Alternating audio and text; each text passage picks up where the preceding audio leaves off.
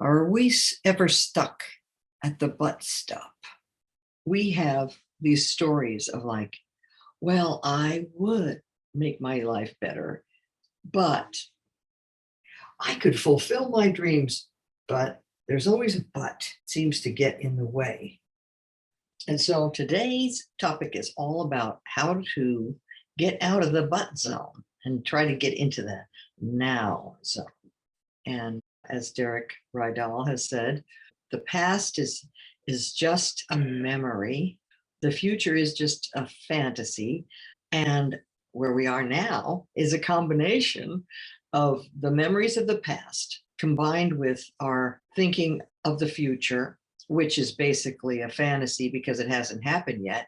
But we always imagine that things are going to be either the same, or maybe you want it to be a certain way, but you don't know how to get there.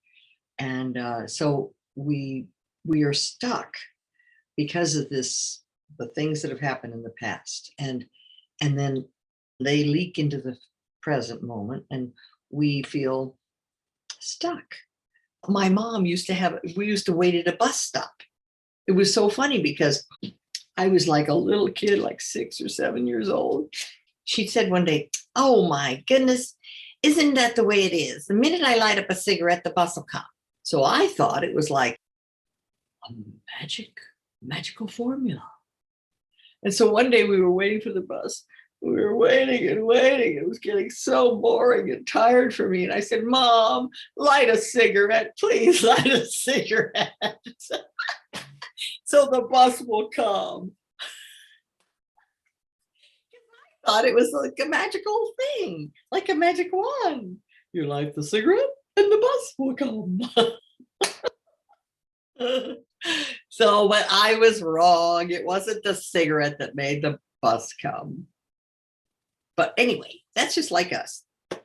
We're trying to find somebody else to be responsible.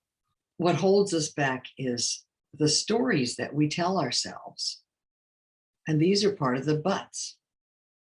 We blame our outer circumstances that we think are holding us back.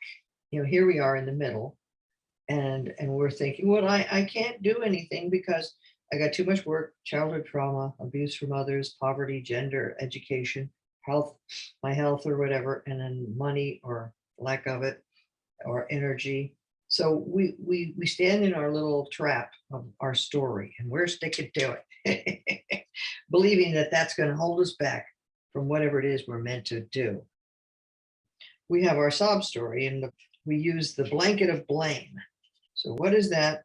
We say, well, it's that person's fault. If it wasn't for that person, I would be fine. So we cover ourselves with this blanket to protect us, to make us feel comfortable and safe. Like, oh, well, we're okay. We can have somebody to blame, so we don't have to take responsibility.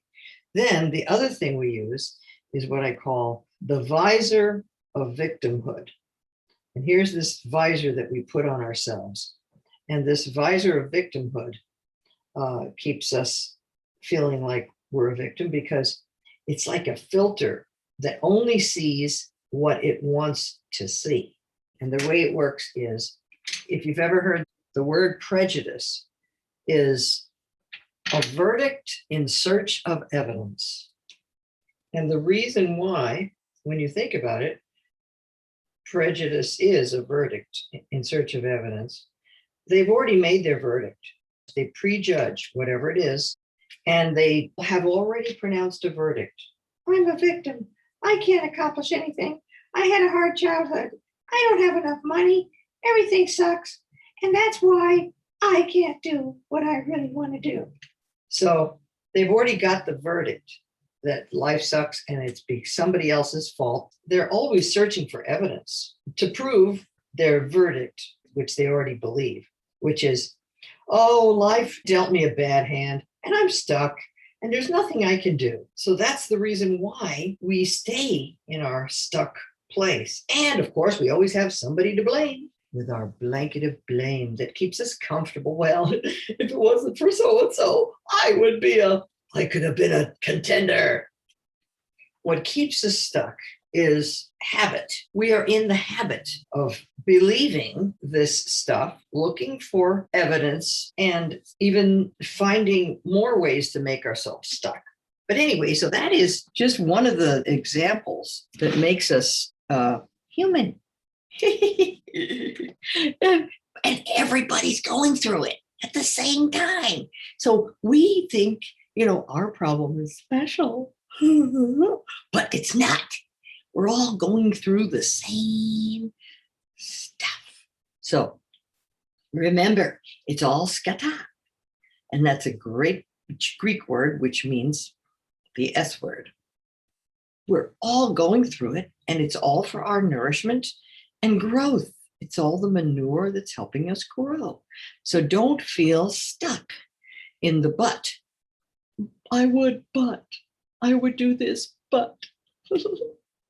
So it's the story. It's not really the actual thing that's holding us back. It's the story we tell ourselves that we believe in these obstacles. When really everything that we are given in life and came in with was given to us for a reason. We were put in the exact spot where we're supposed to be to fulfill a certain function. They say that we chose, and when I say they, all the great spiritual teachers say that God has a plan and that it's a good plan.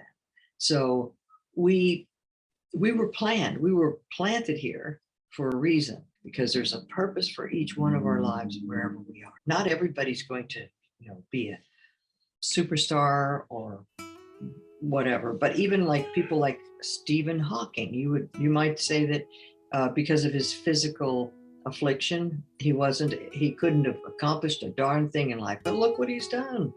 He was given something else, and all of the difficulties that he had propelled him into becoming focused into one area that gave him intelligence in that area. And then he was able to share it with the world. So what is your intelligence? What were you given that is a special gift? And you may feel, you may have like poo-pooed it or thought it wasn't important because you thought, oh, well, that's just me and who cares and blah, blah. But maybe you've got something that you've learned and it's in a different area than everybody else is talking about. So that's something you have a special edge on and a gift you can help the world. But anyway, the bottom line is we have found the enemy and the enemy is us. So there's a way out. Avoid a blanket of blame and the visor of victimhood, because it's up to you. There is a way out, though. There is a way out. And the way out is processing your blocks, the things keeping you from being the best version of yourself. And you can find them, and if you need some help working through some of that stuff, then private message me and sign up for one of my free sessions and we can talk some more. Okay? Bless you all.